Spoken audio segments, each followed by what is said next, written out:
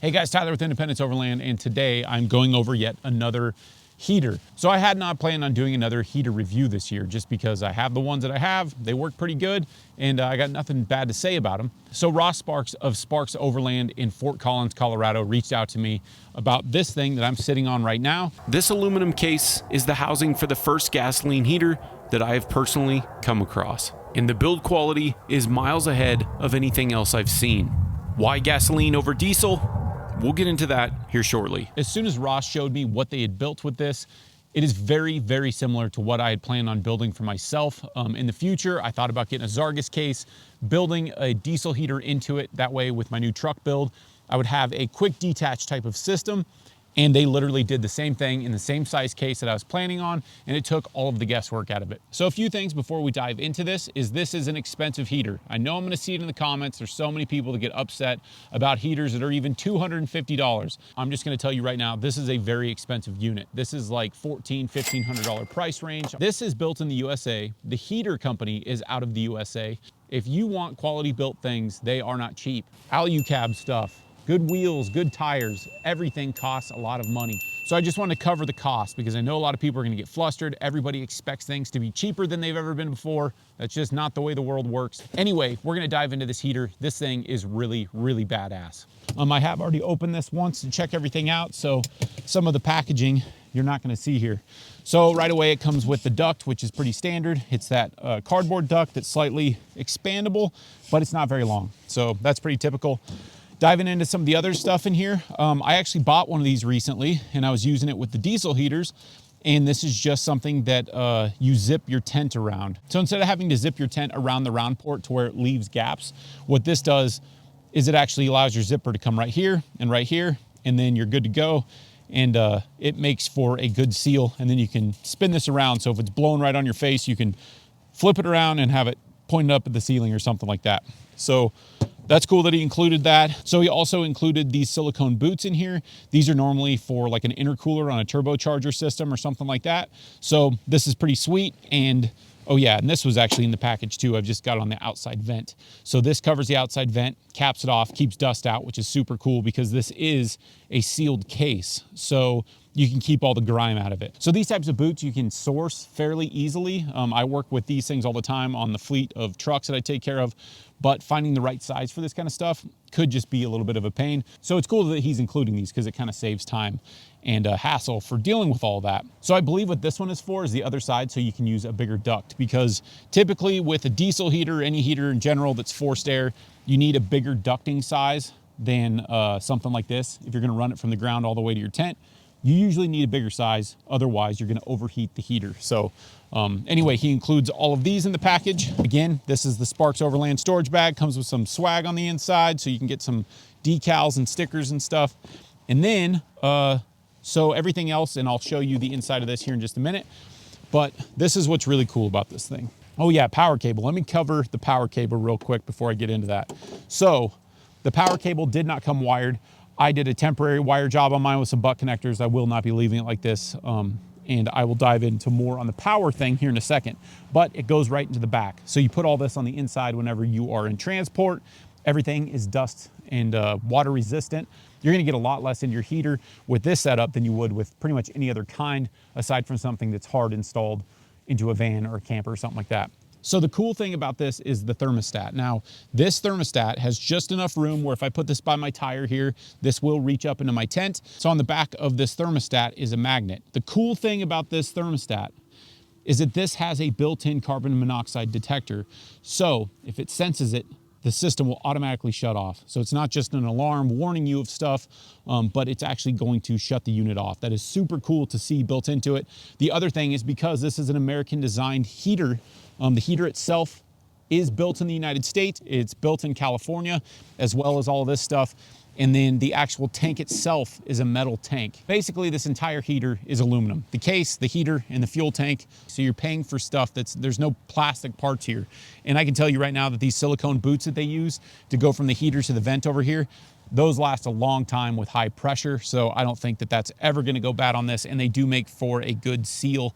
So that's a pretty cool idea that they had there. because they're not even using band clamps, and I don't think it's necessary. I have tested this thing.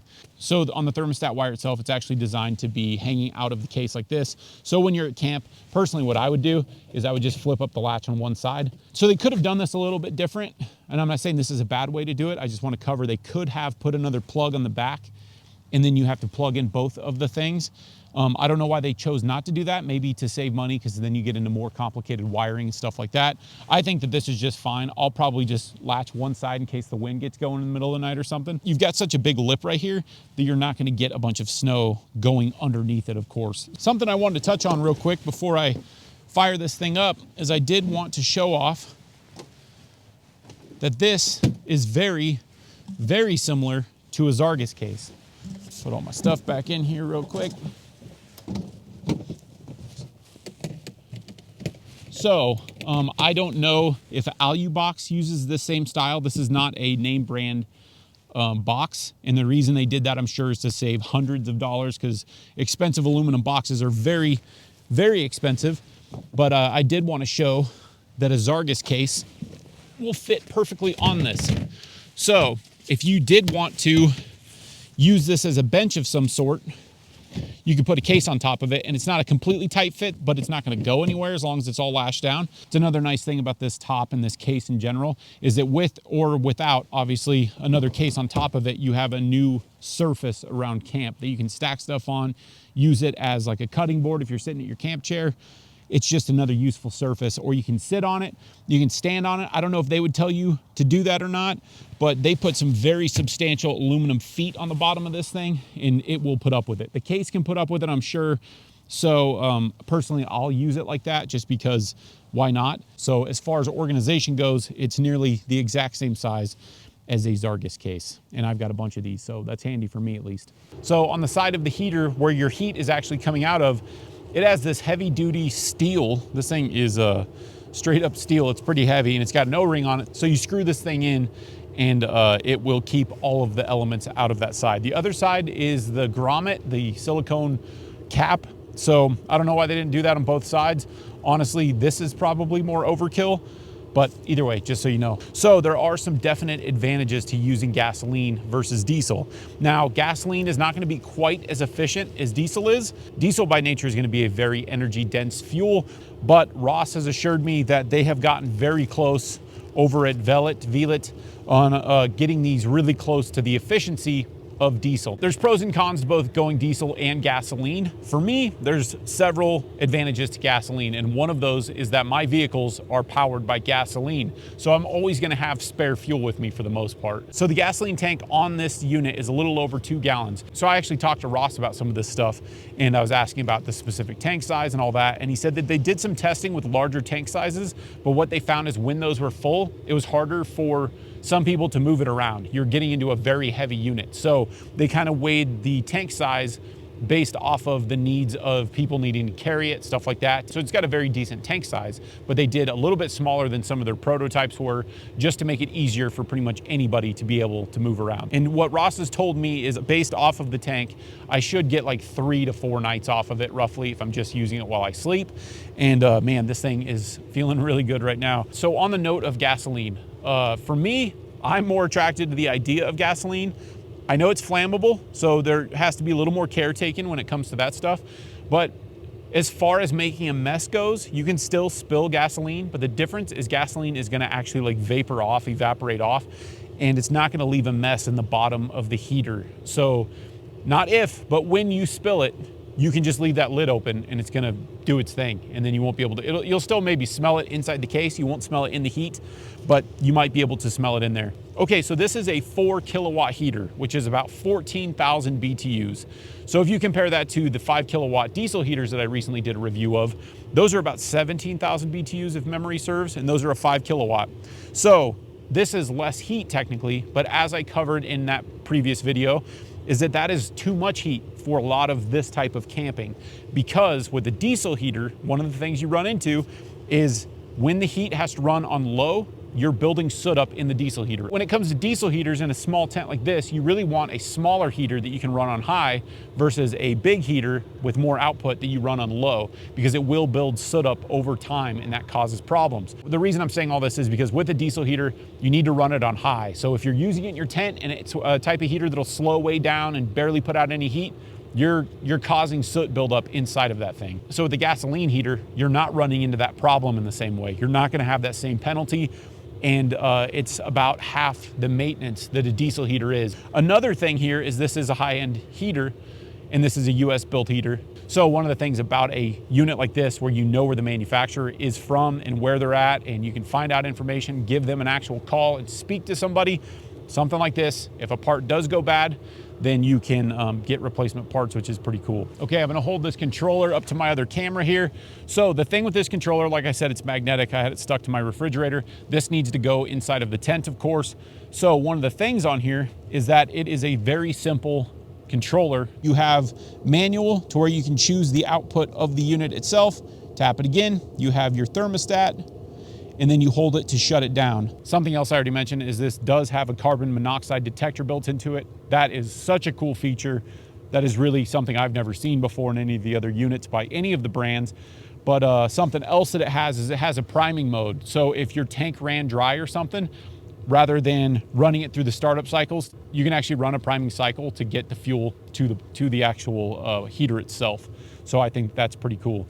I've let this run a fair bit already before filming this, but something I want to do and that I've not paid attention to is how much the amperage draw is on this versus a diesel heater. I don't know if that's using a spark plug. I would assume it has to, versus a glow plug like a diesel heater does. I'm just going to crank it up to 80 degrees. And we're going to pay attention to how much amperage this thing draws compared to a diesel heater. Like I said, a diesel heater, I've seen them from about 9 to 12.5 before. We'll see what happens here. This thing's very responsive. On some of the Chinese heaters I've used, it takes a while for it to register what's going on before it starts slowing down. I'm aiming the duct at the remote and it's already very rapidly adjusting its temperature. So I'm using my Expion 360's battery monitor. I've got the RedArc Smart Battery system in here as well, but it hasn't calibrated with this battery yet, so we'll just use what Expion's got. Okay, it is firing back up, so let's see what's going on here. 10 amps on startup. It's pretty typical. So while this thing's firing up, it is doing its like ramp up mode, which diesel heaters, gasoline heaters, they're all gonna do something like this. But while it's doing this, this heater is rated for, I believe it's 16,000 feet. It's a very quiet unit. Ross did tell me that it's slightly quieter than their diesel heater. I wouldn't say it's silent. It does have a little bit of a click to it, but once it's actually running, I don't notice it. But on startup, it definitely has that click sound. And then once it's fired up, it's pretty silent. Okay, so we're pretty standard here right now. It's at -3 amps. So this is telling me right now that I have 16 hours before I'm out of battery power. This is enough to where most larger power stations should be able to run this because we have not gone over 10 amps yet. So most of these types of heaters, like I said, they'll run quite a few amps. This one doesn't seem to take more than 10 on startup or while it's running. And I do believe this is a little bit more than a diesel heater is. A diesel heater will normally go down to about 1.5 to 2. So I'm gonna hold this button down for 2 seconds to stop this. At the time of recording this, I didn't actually even realize that this heater had a Bluetooth app that went along with it. With the app, as long as you're within range, you can set the temperature, change the functions, automatic start times, and even power the unit off. If you only want to run manual power output mode, you actually wouldn't even need to run the thermostat into the space that you intend to heat. The app also has information about the unit, the fault code readouts, priming modes, and firmware updates. Okay, so is this heater worth the cost? That's really up to you. This is built with very high quality components. I've got my Zargus case sitting right there, and while this is not a Zargus, these types of cases are expensive all on their own. That case was probably about $350 if memory serves. Even the Chinese knockoff cases, they're around like 150-ish. So they put it in a quality box, and this doesn't seem like a really cheap Chinese one either. It does seem like it's a pretty durable unit. So they've gone through and put feet on the bottom of this. They've included a bunch of parts. Even the exhaust on the side of this thing is actually, they used a sealant on the exhaust, and it's got the muffler built in. You don't need to do the snaky hose thing and put all that on there. It's got some hand done wiring. It's got the plug on the back, and it comes with all of the accessories that you need.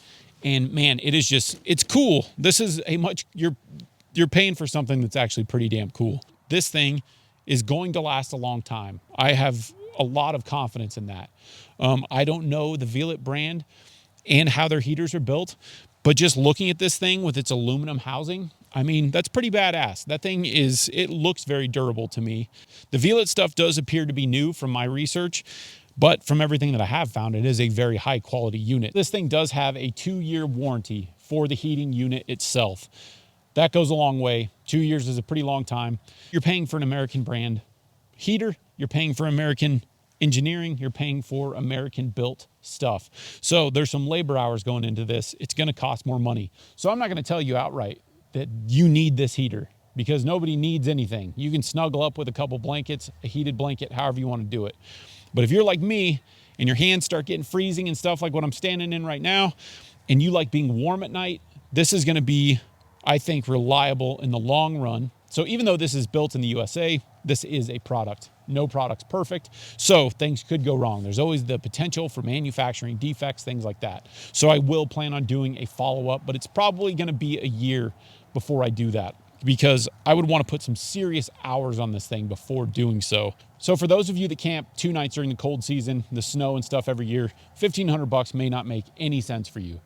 But for people that are going out on a regular basis, having a unit like this, a quality unit like this, something that uses the same fuel that they usually want to use, you can use it as a table space. There's all sorts of uses for this thing. It might make more sense. This is a very cool unit to see. I love that these guys are building this. Again, I seriously have drawings on my iPad of something that I was going to do very, very similar to this. And I love that I did not have to build it myself, because they're fun to build, but sealing it up and going through testing and figuring out the right stuff, that's something that companies do. And it makes it much easier for the end user to not have to go through the trial and error, mess up an aluminum box because they want to change something, those types of deals. Because I've built several heaters on my own. So downsides on this thing is, while it is a leak-proof tank, it does have a vent on one side of it. So if you were to tip this over, it will leak. But the way they did it, you could just easily put a little plastic like nipple on there and it'll plug that up. So then you don't have to worry about it. The way it's built though, you're probably not going to roll this over on its side. It can basically slide in anywhere. You can put stuff on top of it. And that's an advantage that I have not yet seen for many of the heaters, because even the ones that are in like a Pelican case, you got to stand them upright. This has a flat top. So you can put this in the back of the SUV, in the back of the truck, and put more stuff on top of it, strap it all down, and then you're not worried about the tank flipping over. But it's one of those things that I need to mention. One of the other downsides with this is how big it is. The footprint of this thing, it's pretty large. This is a very large heater. So you're gonna have to have room for this. But again, it's a little bit different, because the other heaters I've used before, they're either a weird shape and you have to kind of stuff them into a hole somewhere, as this one, while it's gonna take up some of the room on the floor of the vehicle, you can put stuff on top of it. So while it is a big unit, it does stack better than anything else I've seen before.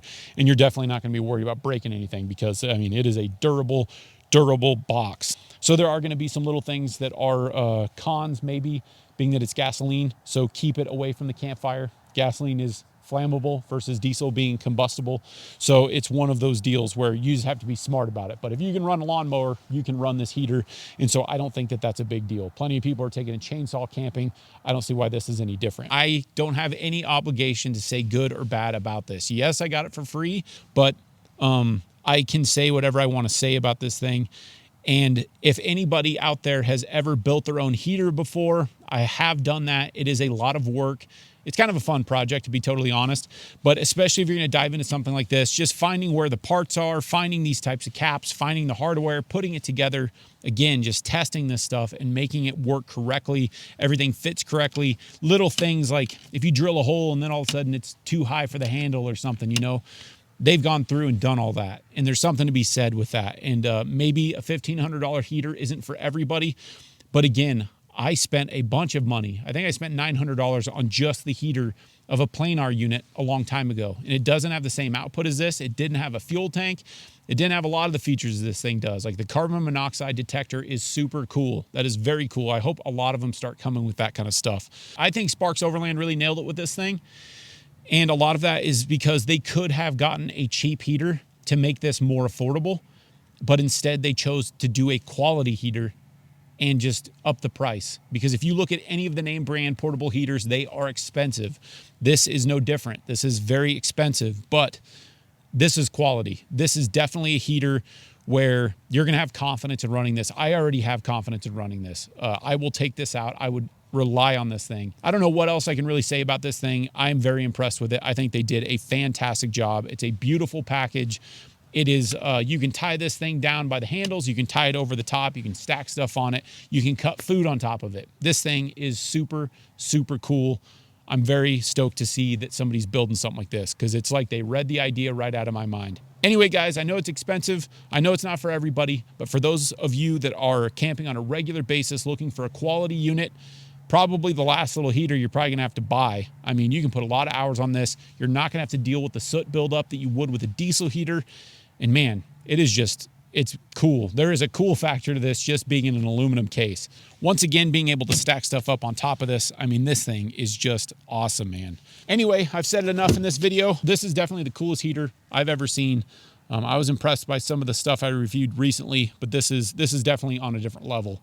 The fit and finish is just incredible. Hand-built is hand-built, and I appreciate hand-built things. An aluminum case with an aluminum heater, an aluminum fuel tank assembled in Colorado. All right, let me know in the comments below what you guys think about this thing. Thank you so much for watching, and until next time.